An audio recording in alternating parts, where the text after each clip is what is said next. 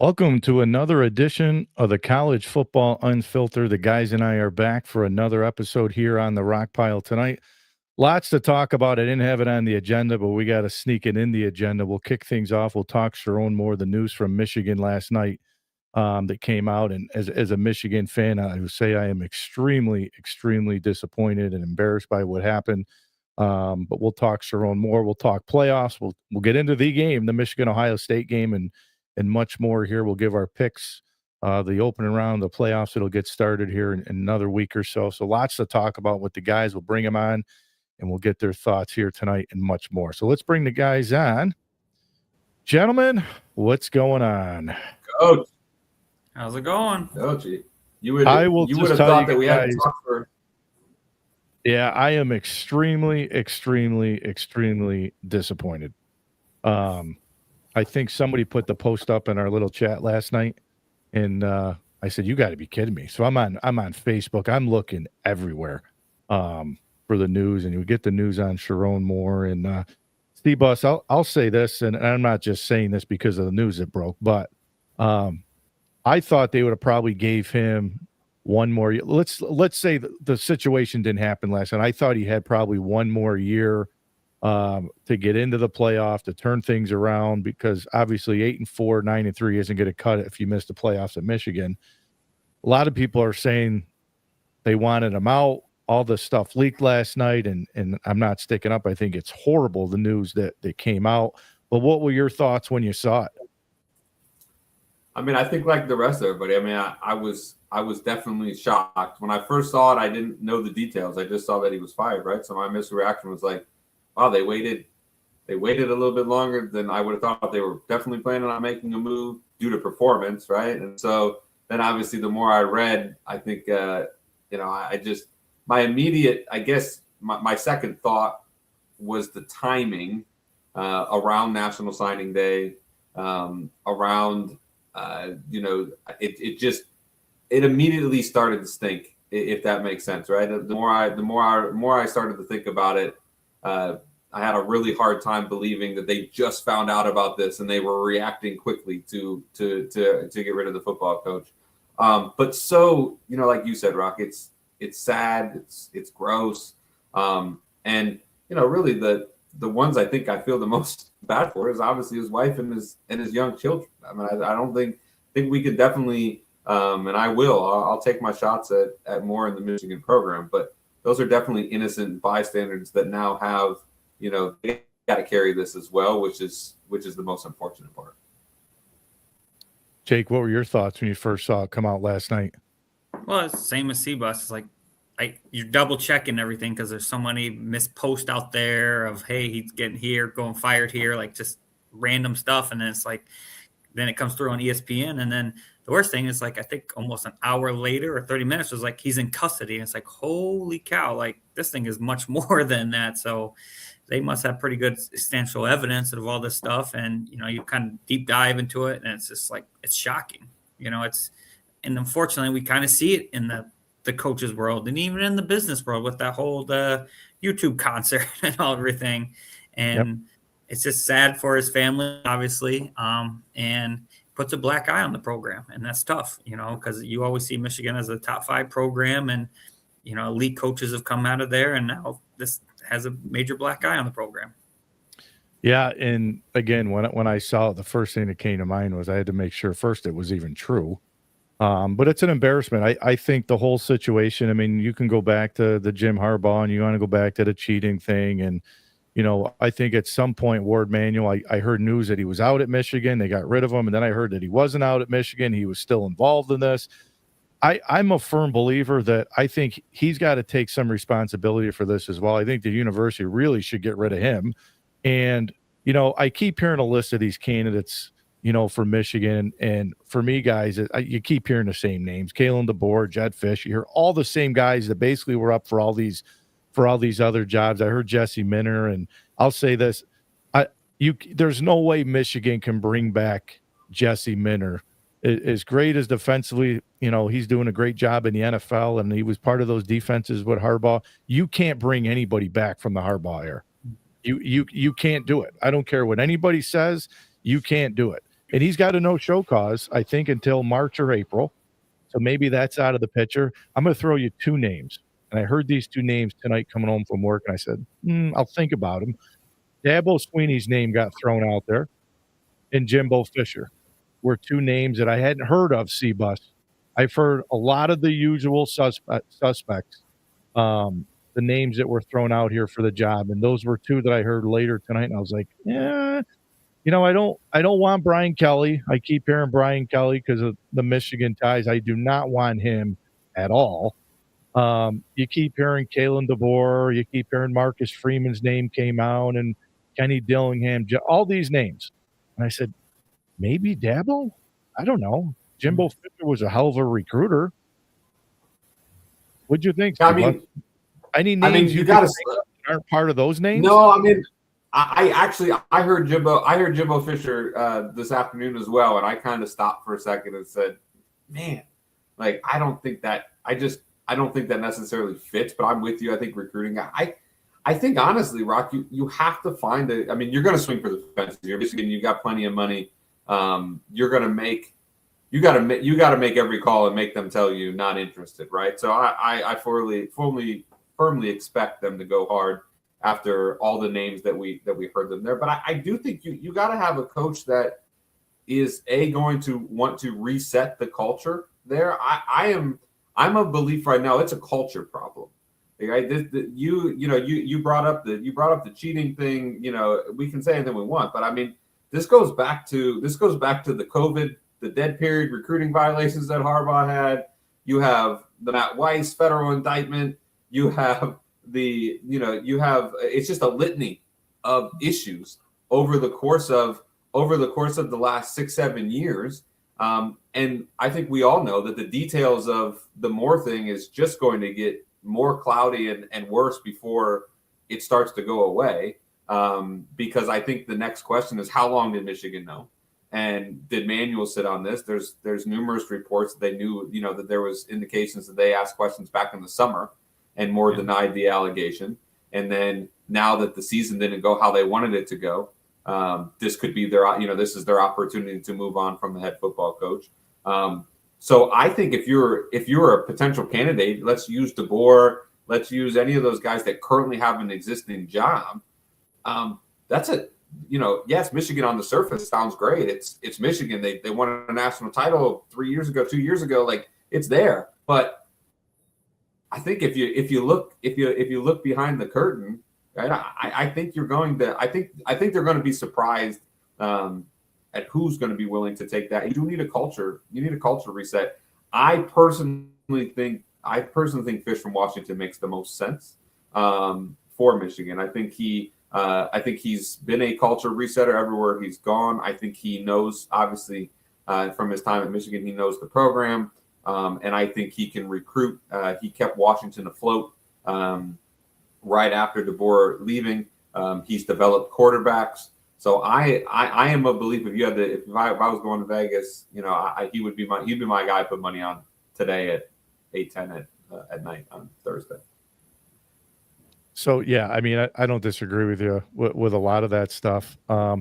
It's just you hear the same names. You hear the Kalen DeBoer, and everybody says, "Well, he's not happy at Alabama." And I did hear that some of this stuff from in-house people knew about this, and they were already kind of sourcing coaches, over the last 2 or 3 weeks, anticipating something like this was going to happen. I keep hearing Marcus Freeman's name. I don't know how involved Marcus Freeman was in the decision to not play, a bowl game, but maybe Marcus Freeman says, you know what, if we don't ever join a conference, I don't want to go through this again. If I go somewhere else with a chance to win. I mean, if you take all the jobs that were open, I mean, you can throw out all these scandals at whatever you want. It's still the University of Michigan that has a shit ton of money. It's other than the LSU job, I'd argue and say it's Michigan and LSU are the 2 best jobs that were open. With the NIL and the transfer portal, somebody's going to come in. Somebody kept saying, "Hey, Rock, this is going to set Michigan back a few years." I'd say I would agree with that, but then I would disagree with it because, again, whatever coach comes in is going to hit the transfer portal. You got to try to keep some of these recruits. Bryce Underwood ain't going anywhere, according to what his contract says with money-wise, so I don't see him going anywhere. But I think for me, it's like all these coaches' names, it's the same names. and they keep saying, well, Michigan's got to hit a home run. Penn State's got to hit a home run. Who the hell's out there? Like, who are you going to get? It's the same guys, the same names that we heard for the Penn State job. If I'm the University of Michigan, I probably call Matt Campbell at Penn State and I say, whatever the buyout is, if you're interested, I'll buy it. Kalen DeBoer, if you're interested, I'll buy the buyout. Clark Lee that just signed at Vanderbilt. Hell, I'd even go after Signetti, Steve-Bus, and say to Signetti, listen, whatever you just signed extension-wise, I'll pay it to have you come to the University of Michigan. So it'll be really interesting. But, you know, my brother-in-law and people that are actually from the state of Michigan, the whole thing where they'll say, and I don't know if my brother-in-law would agree with this or not, maybe, well, he probably will text me, is when they said, you know, Michigan needs a Michigan guy. I'm not one of those guys that say Michigan needs a Michigan guy. I've never been a guy to say that. But I will say that I'm okay with if it was a Kenny Dillingham, a young guy that won at Arizona State with less resources, a Matt Campbell that won with less at Iowa State. So I'm okay with those guys, you know, coming to Michigan. And I mean, hell, Seabus, Ryan Day was an offensive coordinator. Never had a head job. You know, fell into a great situation where Ohio State was winning and had a good relationship with Urban Meyer, and he got the Ohio State job. So the fact that you need a Michigan guy or you need this big name, again, guys, I don't think you need it. I think there's good coaches out there. You don't need the big splash. Do you think I've heard Charles Woodson, you think they would try outside the box or I don't see that. I don't see that. I think you need somebody that at least understands the NIL current era, right? I think that's the hard part now is to bring some. If you brought it outside the box hire, Jake, like I think you need somebody that that's in the current landscape that understands the movement. Yeah. Rock, I agree. I agree. I don't necessarily think it has to be a home run hire. I think it has to be who's the right fit, right? It doesn't have to be. It doesn't have to be a name, a DeBoer that all of a sudden was like, oh, well, you poached somebody from Alabama and they came. Like, yeah, that sounds good, and that probably helps maintain the existing class. But the reality is that you need, like I said, you need a culture starter, changer, stabilizer, I guess, for lack of a better term, right? You need somebody that's going to come and be that calming influence that's going to settle everything down, that's going to create a standard. And you're 1,000% right. Ryan Day was an unknown, other than we knew that he was the OC at Ohio State, and we knew that he had NFL experience, was good with quarterbacks. But we didn't know, as Ohio State fans, we didn't know all that we were getting into. And again, like I told you guys last week, it took time for Ryan to mature. That's the other hard part at these big schools, Ohio State, Michigan's, LSU's, things like that. The patience level of the alumni, and now when you throw in the NIL and these boosters putting up significant amount of money year over year to bring in players, as we saw with this coaching carousel, I referenced last week, we talked about $200 million that was spent in buyouts this year for coaching buyouts this year. The patience and the fuse is so short. I'm with you, Rock. Find the guy, Michigan man, who gives a rat's butt, right? Like, let's find the right guy that fits the program. As an Ohio State fan, I was disappointed that Jerome got fired because I wanted him there another year because I didn't think he was that great of a football coach. Do I think it can be a fail forward for Michigan? Absolutely, I do. I think that they can overcome this. They're too good of a program not to. But it's going to be a rocky road for a while, for sure. Well, I think it was obviously when Harbaugh left, it was the easy plug and play. I think it's similar to the Ole Miss job with Pete Golden getting the Ole Miss job. Like, they never really did an official search. I was the guy behind the scenes that said, it's Michigan, post a job. You're going to get a lot of people that are interested in that job, right? If Ryan Day left, I mean, they're big jobs. This was like the first year, I think, in a long time, all these jobs that came open, they were huge jobs. Huge jobs. I can't remember a coaching cycle where we saw this many big time jobs. And now, I mean, I agree. Like, did they cover it up because of the National Signing Day? To try to keep recruits from leaving if they had heard about this. And I did hear there were a couple guys that left the program. But I don't want a hand-me-down. Go do a search. Take your time. Michigan's going to go play in the Citrus Bowl against the University of Texas on December 31st. And, if Kalen DeBoer's the guy, they're in the middle of a playoff run. So take your time. I don't think there's any need to rush because you already missed signing day. Right now, it's just going to be the transfer portal, whoever comes in. Yeah, I think you can be patient, right? I think you can identify who your guy is. I think the scar tissue, I'm thinking for Michigan fans, right? I think if we talk to your brother-in-law, right? Like they are coming off of there is still Brady Hoke and Rich Rodriguez are not that far away from Michigan's fans' minds, right? I understand Harbaugh came in and stabilized things, but they did take 2 swings and misses at head coaches before they found Harbaugh, and then they were patient with Harbaugh. He didn't win for the first 4 or 5 years that he was, right? Yeah, exactly, right. So I do think that there is a little bit of a, oh man, if we get this wrong, if we get this one wrong, are we gonna go back to the 6-6, 7-5 era, right? And I do think that will cause them to slow the search down. And I do think that will cause them to do their due diligence, which is what you would want, I would imagine, as a Michigan fan. Oh, 100%, 100%. So while we're on that topic, we will talk about kind of takes the emotion a little bit out of rivalry weekend with Michigan and Ohio State. That's the Big Ten championship. Hold on, let me scroll through my notes because I had it in the wrong order. Oh yes, I did have that. Sorry guys, let me pull it back up. You're good. There's the Big Ten title game, Indiana and Ohio State and C-Bus. I got to tell you, I hadn't really watched too much of Indiana the entire season. I saw some of them against Penn State, and I saw some of the highlights throughout the year. I really hadn't watched them start to finish. And one thing I'm going to say that I was really, really, really impressed with, and I want to get your thoughts, was they were a lot more physical than I thought they would be on both sides of the ball. As far as Ohio State goes, and I don't know, you can give us the language down in Columbus here with Brian Hartline. I don't think Brian Hartline called a really good game offensively for Ohio State. And Ryan Day, rightfully as the head coach in the conference, said, hey, listen, we're all part of the game plan. We all had say in it. He's the head coach.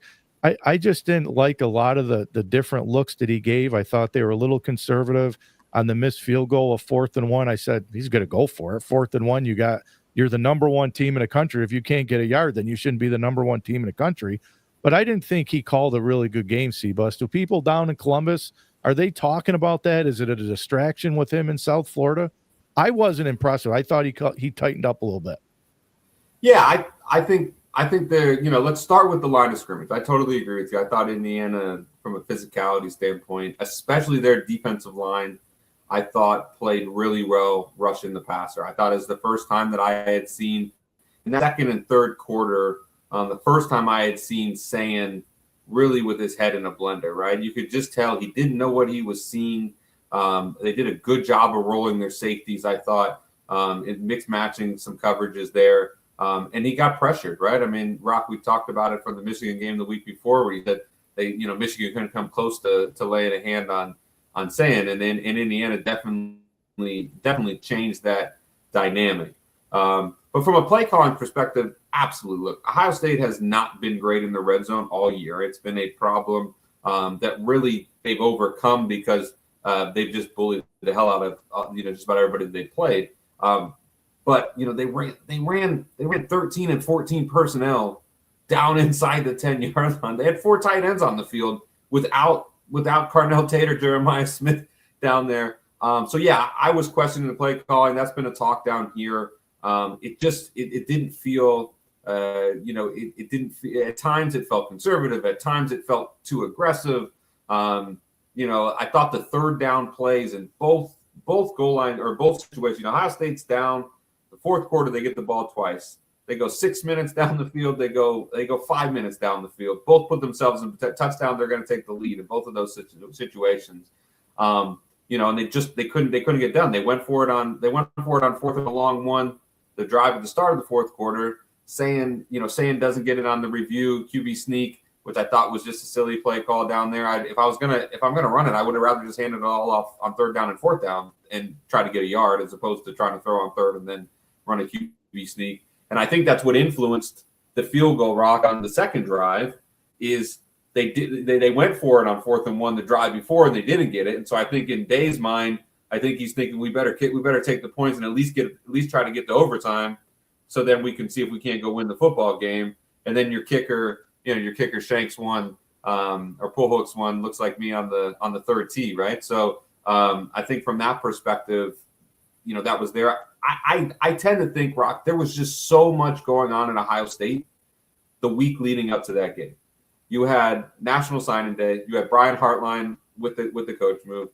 You find out that Penn State was pushing hard after Matt Patricia, who he ended up not going too deep into that conversation, but they pushed him hard. And then you had their top recruit in Chris Henry Jr., who because of the Hartline announcement, he ends up pulling back his commitment, and then goes through a 48 to 72 hour kind of flirtation with Oregon and USC before ultimately recommitting to Ohio State on McAfee's show Friday afternoon.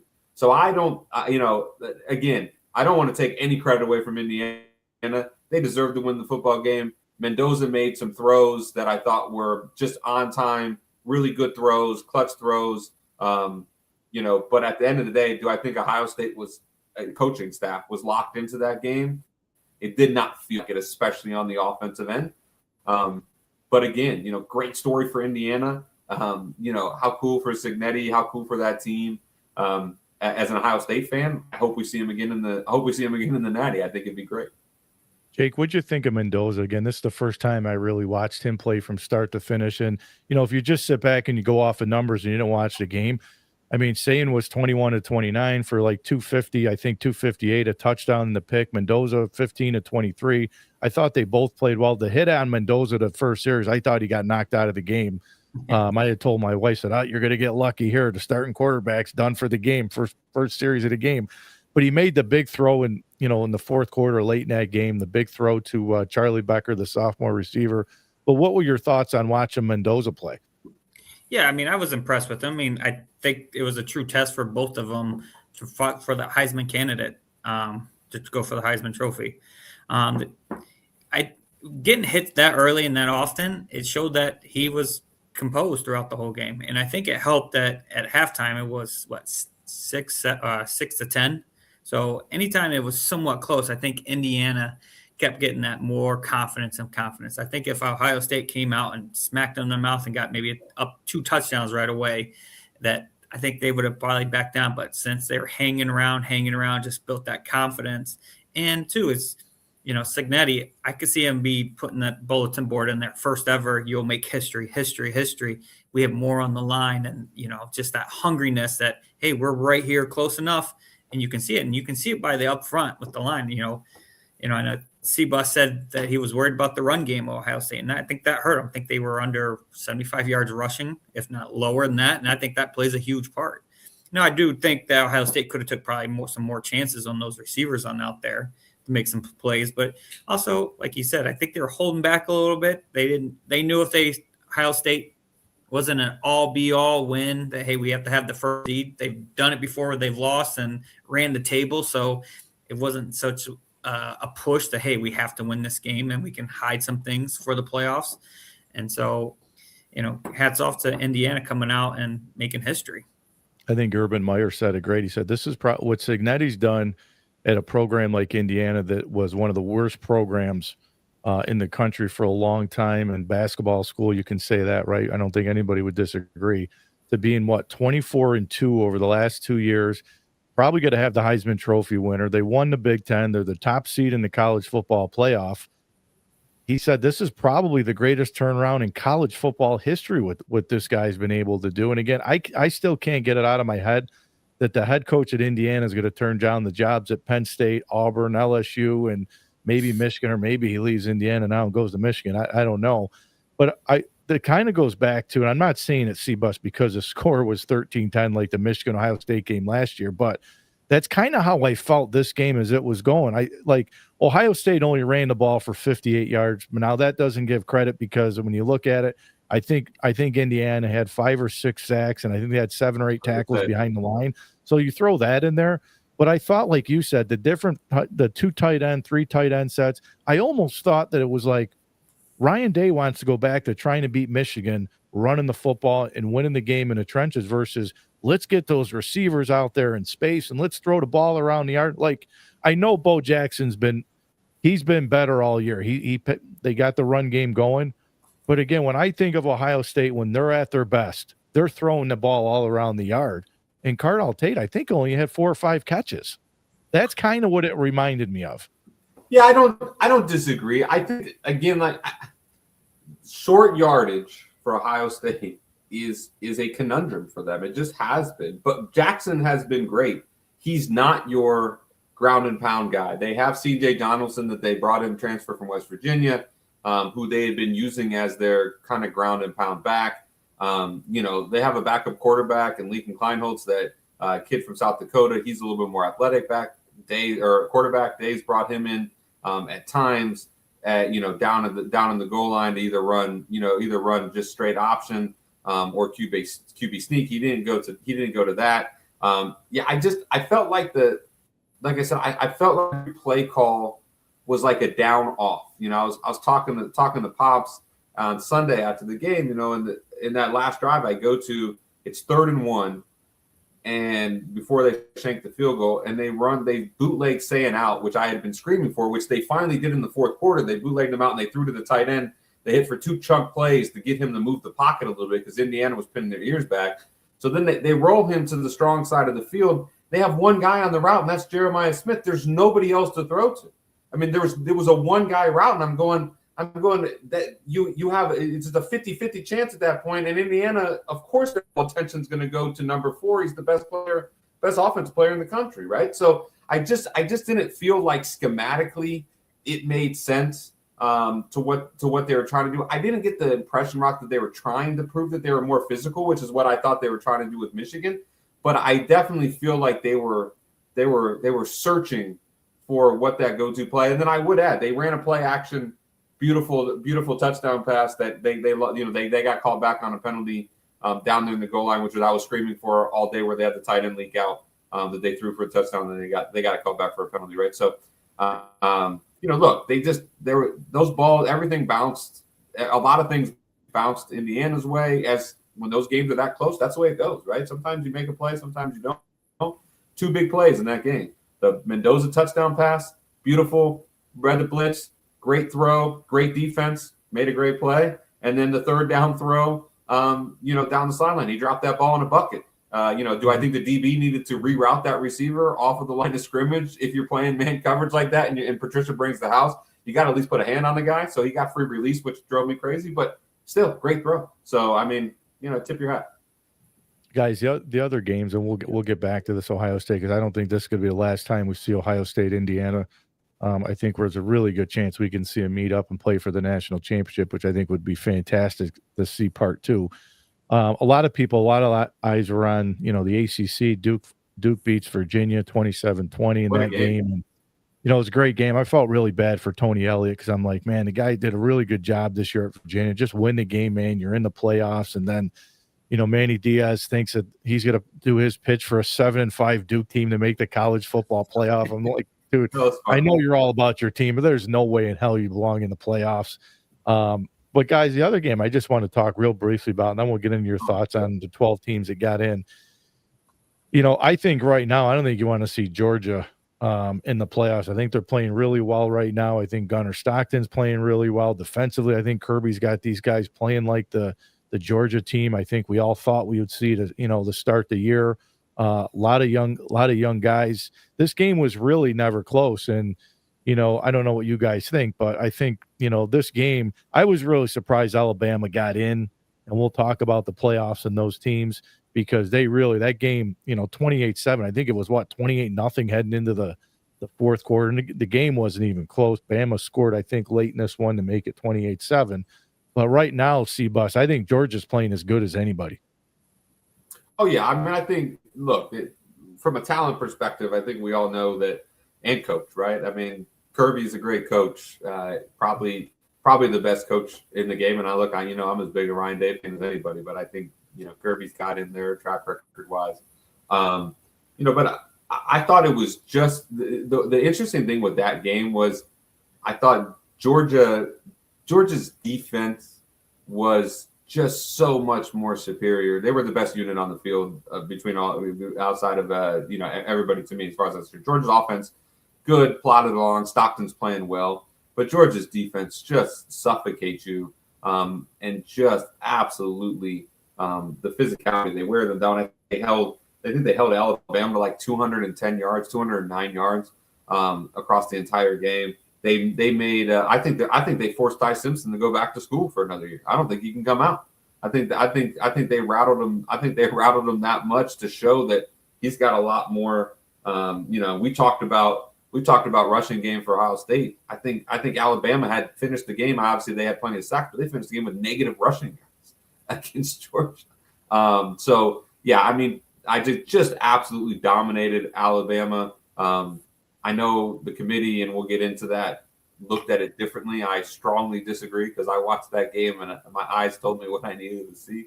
But yeah, I mean, look, Ohio State, if they're able to take care of the winner of A&M Miami, they're likely, they're going to end up playing Georgia. Strong possibility, and that's going to be that has the potential to be an all-timer for sure.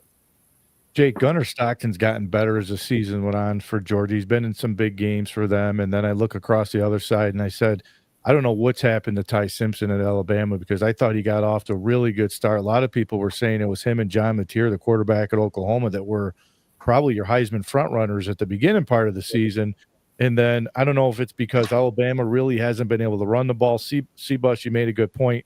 Alabama had 16 carries for -3 yards. Against Georgia. So that really doesn't help the quarterback at all with no run game, Jake. But what's happened with him? He just hasn't looked himself. Yeah, I mean, I know I came on, or last time I saw on the show, I was like, I have more faith in the Ty than the Gunner. But, I think Gunner's at his best when he's running the ball and throwing the ball, and he's a dual threat. And in that game, I think if I'm correct, he had over 10 carries and one of the leading rushers of his team. And just that threat of running and everything. And he was on point, passing the ball all over the field. Alabama watching it, it's frustrating because it's like, Georgia's a blitz-heavy team, and some of the stuff that they're running, it just doesn't make sense that he's holding on to the ball and they show a route, and it's like, why are you running a double move that's like a post corner? Like, the blitzes are coming. It felt like they didn't do many short stuff, pick routes underneath at times to help the quarterback, especially in the third and short or third and manageable. They were almost trying to take shots down the field, and he was throwing it up. And not having a running game, teams can pin their ears back and go, here you go. And he can move, but he's not a true dual threat quarterback. And Alabama did have some drops that hurt them too, like they have in the last part of the season. And their two starting running backs are out, but they were just getting beat up front. I don't know, no matter who you put back there, they weren't gonna break all those break tackles back there, how Georgia was swarming the ball. So it's two different Alabama teams. When the first time you watched them play Georgia, they were clicking. I think they were spreading the ball around, taking quick hits, got on them early. And this time Georgia just basically smacked them in the mouth and Alabama did not get up. Now towards the end, he was pressing. I think it was 21-7 when they went for it on their own 20. That last touchdown. So yeah, they lost by 21, but if he was playing the game like what's his name at the Raiders that kick a field goal at the end of the game to get the point spread to 7, he would have punted away to say, oh, we only lost by 14, but yeah, that was a little fishy, that ended of that game. So I can't fault him for going for it on 30 and to give up the easy touchdown at the end of the game. So watching the Alabama all year, and it's like I feel sorry for Kalen DeBoer because I think he is a really good coach. I think what he did at Washington, and I like the guy. He looks like a likable guy, but like every time they show him, he looks like he's so either pissed off or like mad or like disappointed and sad, saying, "Why the hell did I come here to Alabama?" because every time they lose a game, I feel like they say, well, we need Nick Saban back. Like, we're going to throw him out. Now they're like, well, if he loses the first round in the playoffs, that's 4 losses for Alabama. Alabama hasn't lost 4 games in the last how many years? So I just feel sorry for the guy watching them. But listen, I agree. I think it's going to be really hard for them to beat Oklahoma. That's really good defensively. They had their starting tackle out. Their 2 backs are out. They can't run the ball. And I don't know if you're going to just line up and throw the ball all over the yard against, Oklahoma in that defense. I don't see it. But, man, I just feel sorry for Kalen DeBoer. He just looks like he's a defeated guy. Guys, the other game, and then we'll get into – It's the whole adage, Rock, and then go to the next game. It's the whole Yeah. adage. You don't want to be the guy that replaces Nick Saban. You want to be the guy that replaces the guy that replaced Nick Saban, right? If you're replacing a big name, you don't want to be the guy that immediately – we can put Jerome Moore in that conversation, right? Yes. Jim Harbaugh won the 100%. national championship. You don't want to be the guy. You want to be the guy that replaces the guy. So, guys, the 12 teams comes out. Tulane gets in. We get to see them for the second time against a Lane Kiffinless Ole Miss team Ole Miss, I think it was like 44-10 the first time they played. A lot of questions. Miami getting in, Notre Dame being left out, Notre Dame saying they're not playing in a bowl game. They declined it. Before I get your guys' thoughts, just one thing that I thought about it was I didn't really have too much of a problem with the teams that got in. I don't have a problem with Tulane and James Madison based off of the criteria of how they got in. I do think they need to do something with those Power 4 teams, a criteria to say they have to hit this criteria or this metric for them to get in, because like Tulane or JMU are not good. They're 20-something point underdogs. Here's what I thought, and I knew it wasn't going to happen. Alabama didn't get penalized for losing the SEC title game. Right. And we said maybe they got to do away with these conference championship games because, these other teams get a bye week and, like Ohio State and Indiana, they were both in. So regardless of what happened, they were both in the playoff. Now you want to win a Big Ten title, but I think they'd rather win a national championship than a Big Ten title. So Alabama gets in. And then I said, BYU's got 2 losses. Both the Texas A&M, who's a number 3 or 4 team in the country. Those are the only 2 losses they had. Now they got beat up in the Big 12 championship game. So I'm not saying BYU should have gotten in, but I think they had an argument to say maybe we belonged in. And then of course everybody says, well, Notre Dame was ahead of Miami the whole year with these rankings when they came out. Now all of a sudden Miami jumps Notre Dame and Miami's in, and now everybody's saying, well, Notre Dame's got to get into a conference. Sebus, I'll start with you. Did you think that the committee got it right with the teams that got in? Should Notre Dame have been in there over Miami? I think Notre Dame is a top 12 team in the country. I think they deserve to be in the playoff. I don't think that, this is my take, I don't think Bama deserves to be in the playoff. If I was ranking them, I would have had Notre Dame and Miami in the playoff, and I would have had Bama out. If you're going to, you said exactly what I said, Rock. If you're going to penalize BYU for getting mopped up in the Big 12 championship game to Texas Tech, you can't turn around and Alabama didn't even drop a spot. They stayed the exact same spot that they were. So you're telling me that, and Jake, you're right. Let's say they lost 21-7, but all 3 of us watched that game. Under no circumstance, after 8 minutes to go in the first quarter, did I think that Alabama was going to win that football. There was never a moment where I was like, man, Alabama's got a chance. It was clear that Georgia was the better football team all the way through. And that's exactly what the committee said about BYU. Oh, well, they didn't look good. They didn't look good in sustained stretches against Texas. Like, I just feel like they're picking and choosing, again, to fit their narrative. I understand it's a TV show and Alabama brings a ton of eyes, but so does Notre Dame, right? And I said, look, I'll get into Notre Dame and how they've handled this post not getting in, which I totally disagree with, and I think they are acting as childish as I've seen a program act in a really, really long time. But if I was ranking them, I would have put Miami and Notre Dame in. I think the most perplexing thing to me is you do this week over week, and the first rankings which was, I don't know, week 8 or week 9 into the college football season, well after Miami and Notre Dame have already played, and it was first week of the season. Miami wins. Miami's 18th and Notre Dame is 11th or 12th in the first playoff ranking. So they had already ranked Notre Dame 6 spots ahead of Miami. We get to the end of the season and we go, well, now we have to pay attention to head-to-head, which I agree. I think you have to be careful of head-to-head doesn't matter. But like I said, then let's just look at win-loss record. Alabama lost 3 games. They didn't look good in the conference championship. They kind of backed their way into the SEC championship, if we're being honest. And then they lost. I have a hard time keeping Bama in the 12 team with Tulane and James Madison. I'm with you too, Rob. They got to figure something out there. But based on the current criteria and format, if they're going to put those 2 teams in, I think Bama's. That's how I would rank it. Bama would have been the one outside of the top 12. Jake, what'd you think? Do you think they got it right? I think they got it right. I mean, the hard part is they came up with rules when the Pac-12 was still there and we had an extra conference. And so even last year with Boise State, they shouldn't have got the bye, but, being the next highest ranked conference. But now they're definitely going to have to change it because missing out on the Pac-12, we only have the 4 major conferences, and I think there should be a criteria of you need to be ranked at a certain number at the end of the year to be eligible for the playoffs. When it comes to those teams, I know Alabama got crushed, but also, I mean, if Texas A&M wins, they're not playing in that game. So they're sitting at home and they're not even part of the conversation of, are they close to Notre Dame? Or are they close to here? They're already pinned in and not penciled.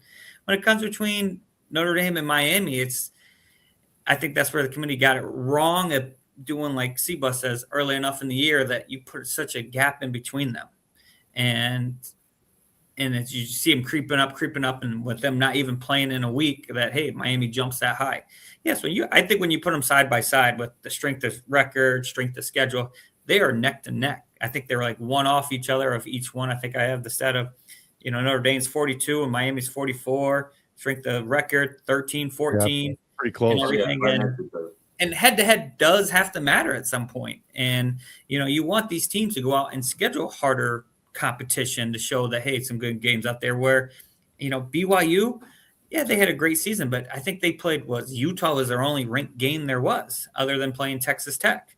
And so they had a modest schedule and that's even next year. It's funny. You see the stuff coming out for Notre Dame's schedule next year. It's even easier. It looks like, and I think they have if they're ranked in the top 10 or whatever, they're guaranteed to be in the playoff. They have that sign. So, I think there has to be a different format of how they pick teams and be more transparent to let the teams know this is what we're looking at. Here's our criteria. Does it matter who you beat? Like Alabama, they went on that stretch of beating 5 ranked teams in a row.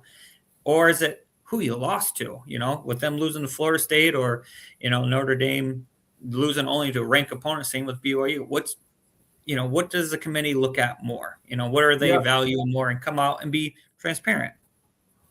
Well, you know what? I mean, I think we all right. All right. No, I was just going to say, I said we all love March Madness and we all love when we see the 16 beat the 1 and we love to see the upsets. But I think the 3 of us can agree. I mean, college football is a lot different. You're not going to see listen, maybe we'll see James Madison beat Oregon as a 20-something point dog. But, I mean, last year in the playoffs, we saw blowouts, in that opening round. That no discredit to Tulane and, Coach Summerall that they got him in and they're going to go try to play Ole Miss again for the second time, which Ole Miss hammered on the first time. And I can't see that it's going to be any closer this time. Maybe it is. But I think college football is so much different because we want to see the upsets. But now, again, with the transfer portal and the way things are, we're not really seeing that anymore with these small schools, the JMU. So I think we're going to see eventually a Power 4 playoff and a Power 5 playoff where I think they'll have their own champion, whether it's you want to call yourself the Power 4 national champ or the Power 5 national champ. I really think that that's what it's going to come down to. Unless you put the criteria in where once you hit it, that now qualifies Tulane, JMU, and Navy to be eligible to get into the field. So I'm not knocking Tulane or James Madison. I don't really want to see it. Bob Chesney's off to UCLA. Summerall's off to Florida. They're still coaching. So who the hell knows, what's going to happen. But the we'll only see. thing I wanted to add in, Jake, you're right. The week-to-week rankings as the end of the season goes on, that is perplexing too, right? Like Jake, you said if Alabama doesn't go to the SEC championship game, they're sitting tight. But if you remember, I think Alabama was 11th or 10th going into the last week of the regular season. They beat a 5-win Auburn team, close, by the way, by 7, close game. I understand rivalry game, but close game. Yep. They win that game and they moved up a spot to 9 in that ranking. So I feel like some of the questioning I have is like, well, then how did beating a 5-win SEC team, I understand it's your rival, but how does that move you up a spot? Then you get run out of, then you get just dominated. Let's not say they got run out the field, but they got dominated in the SEC championship game and they go nowhere. And that's what I can't make sense of, is that I don't like I said, it feels like they positioned it exactly how they wanted it to the last week of after the regular season was over, to say, okay, regardless of what happens to Bama, they're protected, they're good. And I think that's why I say I would take Alabama out, because I just feel like they insulated them, and it doesn't sit right with me. Yeah, no, I don't disagree with the C-Bus. I mean, I was even a little surprised to see Ole Miss moved up a spot without Lane Kiffin and not playing like they moved up a spot. So we'll see how it plays out. But I want to just get into these games to see who you guys like, and we won't pick the national championship and all the way through, because I'm sure we'll do another show or two by then. So I want to start with these opening round games. So this is a rematch again. Oklahoma got them the first time, right? Alabama, Oklahoma. Oklahoma is actually a 1.5-point favorite in this game. This is the winner's going to get Indiana. So I think Indiana's got a good path, because I think Indiana beats both these teams. But C-Bus, I'll start with you. Who you like in this game? Man, so this is the best one. This is the best matchup for me as far as I'm concerned, because I have a hard time calling this one, because I think both teams have a serious deficiency, right? I think, as we talked about, Alabama's offense looks to be a little bit of disarray. They can't run the ball. Oklahoma's strength is their defense, really, really good defense. They fly to the football, great line of scrimmage. But Oklahoma's offense isn't that good either right now. Mateer came out great, but really hasn't been the same since the injury. They've struggled to score points on a consistent basis. And I think Alabama's defense is the strength of their team right now, right? And I think they're playing better than anybody else. So I say all that to say, when I can't make a determination, I'm gonna go for the home team. Tough to beat anybody twice, but let's throw in the DeBoer thing. Maybe he's ready to head to Michigan. So give me Oklahoma, low scoring. Let's go 20-17. Jake, who you like? Oh, I think C-Bus hit it right there, hit a home run with that, with both offenses struggling at times, and it's definitely frustrating, because you could see at times both offenses can fly around and score a lot of points. But lately, with the injuries and everything, they both have all been struggling, and both defenses are stout. I am a fan of Venables, being a Clemson guy and doing great things out there. But I'm actually leaning towards Alabama. I just think, with DeBoer possibly on the hot seat, I think he might come out with more of it flashy stuff, kind of like how he was at Washington, being a little bit more creative possibly and throwing some different things at Oklahoma. But I think, like Siwa said, it's going to be a low scoring game. I think defenses, if someone gets a turnover and, the red zone that gives them a great field position, is going to be huge. And it could just come down to, the kicking contest of some field goals. So I'm going to go Alabama. I'm going to say 17-14. Yeah, Nick, he's riding the SEC, man. You liked Bama last week. You like him again this week. Usually they don't like it down too much. I know. Oklahoma wins this game. There's no way Alabama's going to win throwing the ball 30, 40 times against this Oklahoma defense, because Venables is going to get after you. I can see it 13-10, somewhere like that. I do think this will be probably one of the top two games in the opening round, but I'm going to take Oklahoma at home. I think 13-10, somewhere around there. So the winner of this one gets your Buckeyes, C-Bus. Again, I'm going to say this, and it's not going to probably happen, but I think Miami can beat Ohio State. I think if it's the Miami team that started the season that everybody said they're big up front, they're physical on the old offense and defensive lines. If you get the Carson Beck that's played well here down the stretch, I think Miami can beat anybody. But then I say that, and it's like, A&M's really good too, but I haven't really seen a lot of A&M. A&M's -4 in this game. I'm going to go with the upset. If you want to call it the 10/7, I'm going to take Miami in this one. I think Miami beats them by a touchdown or better, C-Bus. Wow. So I'm going to go. I actually I don't disagree with you. I think Miami's raw talent is great. I even told you guys one of my surprise teams because I thought they could have folded like they normally do, and I thought they held it. I thought they held it together, and they got rewarded for getting into the playoff. With that being said, I think A&M is really good. It's kind of funny. 3 weeks ago, I told a buddy the team I don't want Ohio State to have to play is A&M, and that's who I think we're probably going to have to face up against. I think A&M was beat up. I think they were physically just worn down by the end of the season. So I think having that extra week will be beneficial for them, especially a quarterback, especially at the line of scrimmage.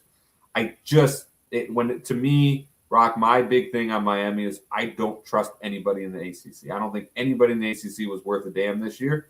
So yes, 10-2, that's fantastic. But at the end of the day, that's to me it's a 10-2 in a cupcake conference. I just don't think anybody was worth salt. While I think the SEC is always perpetually a little bit overrated, I still think they have a lot of good teams in that conference. So I'm going to take A&M here. And I don't think it's going to be overly close. Give me A&M 31-21 in a runaway. Okay. Jake, how about you? I'm going to go with Miami. I think coming down with both quarterbacks, I have more trust in Beck being there, done in that, the playoff system and everything, where the Reed kid has had a great year, but this is going to be his first time in this type of spotlight and everything. And, Miami has that big boys up front, one of the better D lines, and having a good week off and, or a good time off. Everyone's getting healthy. Where Texas A&M I know they might have been banged up, but they were only scoring, low game. They had to battle with South Carolina. They were giving up points on their defense. They were still scoring, where Miami was playing both sides of the ball, shut down and spreading the ball around. Now, I think it's really going to come down to Beck not turning over the ball. I think I heard a stat today is when he has 2 or more picks, they're like 1 or 0. They don't have many wins when he throws that pick. When he only has 1 to 0, they have an incredible record. So I think it's going to come down to him, and I think he'll be able to step up and show that he's been here before and done that. Yeah, I think everybody would agree that's all going to come down to the right arm of how well Carson Beck can make plays late in that game. So we'll see. All right, this game again, they played already. Ole Miss is a 17.5-point favorite in this game. First game without Lane Kiffin. Pete Golden gets his opportunity at home. Tulane's been a great story, but Coach Summerall's off to the University of Florida. I'll say I like Ole Miss. I think Ole Miss is going to cover the 17.5, C-Bus. Yeah, I mean, look, I think this might be one where we look at halftime and go, ooh, a little bit closer than we think. And then I think Ole Miss just, there's just too much depth there, right? Like we talk about, this isn't college basketball. As much as we love the Cinderella, we love the upset of March Madness. College football, like you said, Rock, it's just a different beast. Too much talent, too much depth.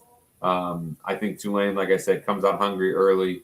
Ultimately, Ole Miss puts it back in their place. I think Ole Miss covers too. Give me like a 38. Give me like a 38-17, 38-20 game, something like that. Jake, you rolling with Ole Miss too? You like them to cover? Go on Ole Miss. I think they'll cover. I mean, it definitely helps that both coordinators are still there at Ole Miss. I mean, I know Lane had a lot to do with the calling the plays and everything, but with them getting Wise back for the playoff run, I think that makes a huge boost. I just think it's funny that the Tulane quarterback he came from BYU and BYU's out and now he's in.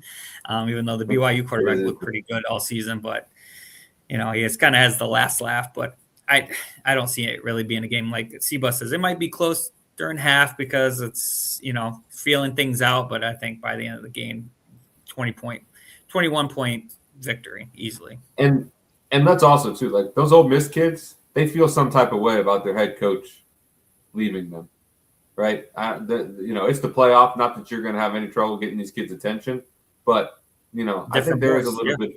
Yeah, there's a little bit of juice there coming from that program. Those kids feel some type of way about their coach leaving them at the biggest game of the biggest time of the season. So I can't see Tulane overcoming that monster. That'd be crazy to me.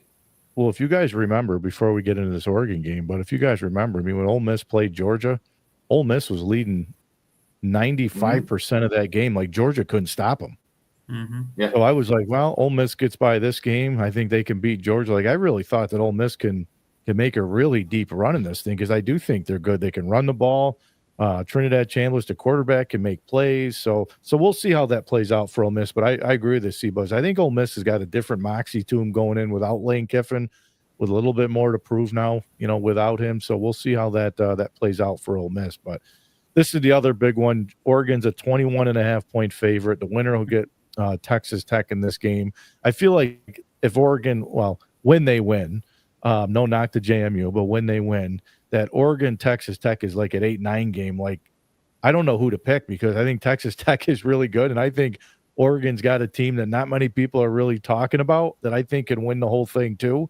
I do think they cover. I think they hammer JMU. C-Bus. I mean, does JMU keep it within the 21?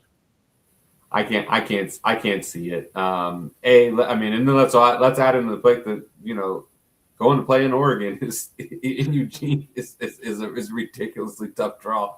On top of that, right? Yeah, we talked on the group chat, right? On the group text string. I'm a believer that if Oregon can find a way to control the line of scrimmage, they can beat anybody in the country. And I think let's see if they can do it, but they're not going to have an issue pushing JMU around the field. Dante Moore has just gotten better, I think, as the season has progressed. I worry a little about them on defense as we're talking long-term into the playoff. But for JMU, no issue. I think Oregon big covers the 21.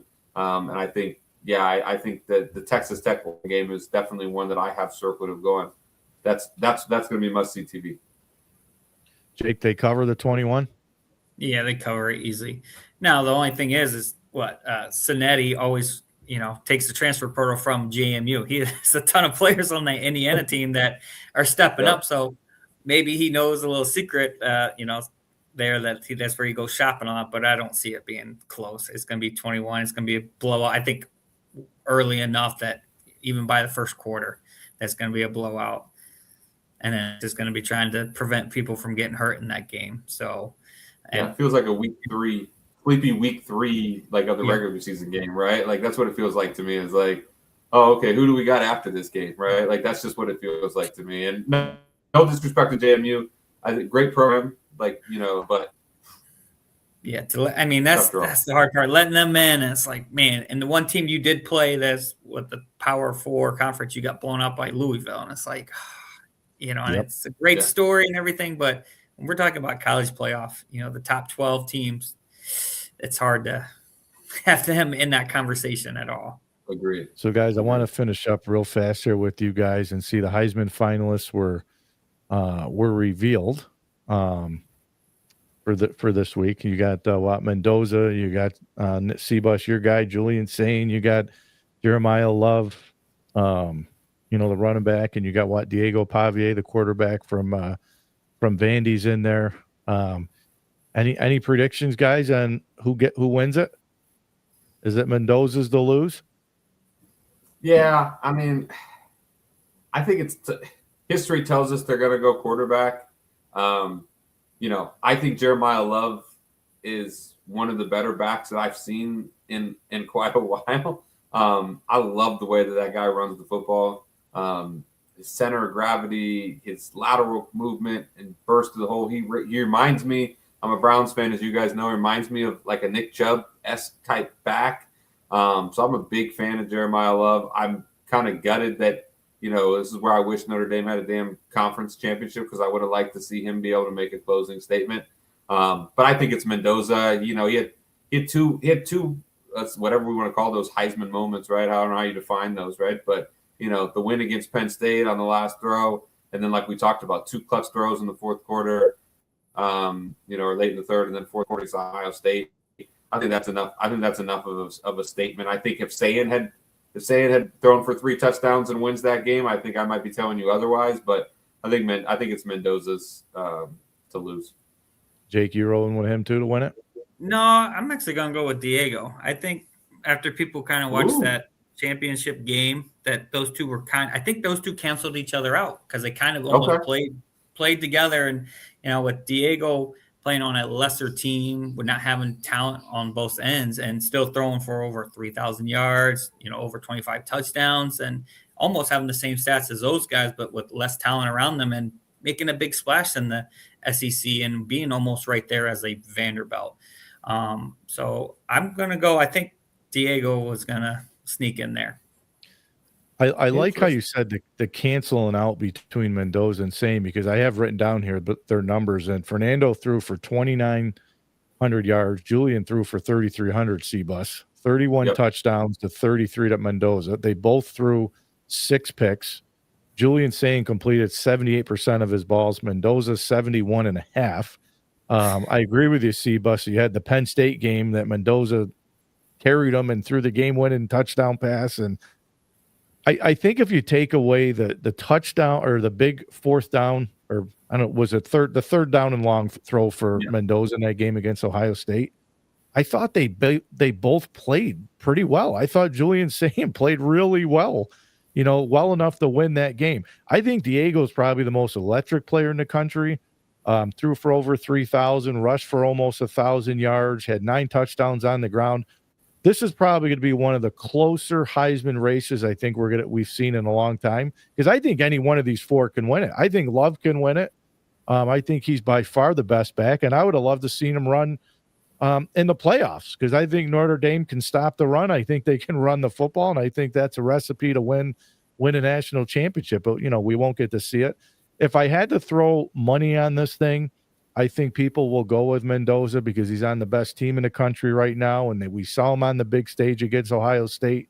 But I think there's a lot of people out there that are going to go the other way and vote Pavia. So I think it's going to be close, but I'm going to roll with Mendoza. I just think it's been one of those years for Indiana where they win all the awards, and we'll see. I still don't know if they're going to win the national championship. We're not going to pick it that far, but I think I'd probably say they'll give it to Mendoza. But if any of these guys win it, I wouldn't be surprised if anybody's name was called to say, "Oh, I'm surprised that he won it." So I think Diego's personality. I think Diego's personality hurts. I don't know if he's.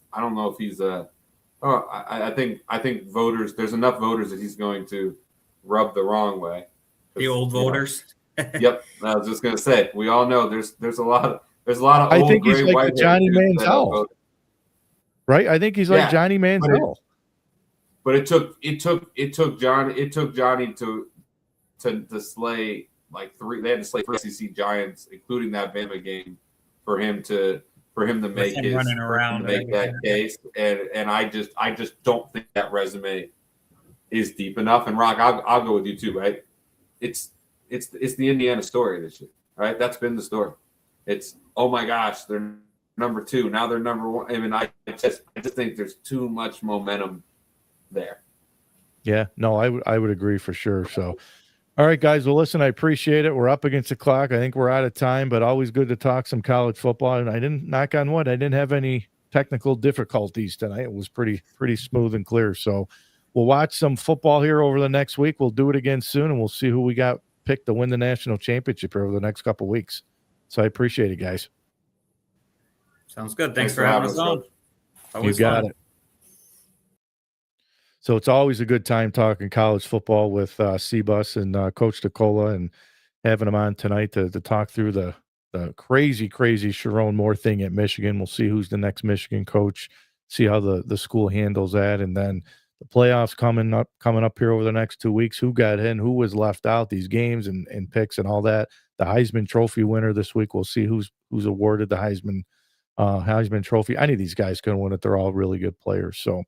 But I want to thank Coach DeCola. Thanks, C-Bus, for jumping on here tonight. I hope you guys enjoyed the show.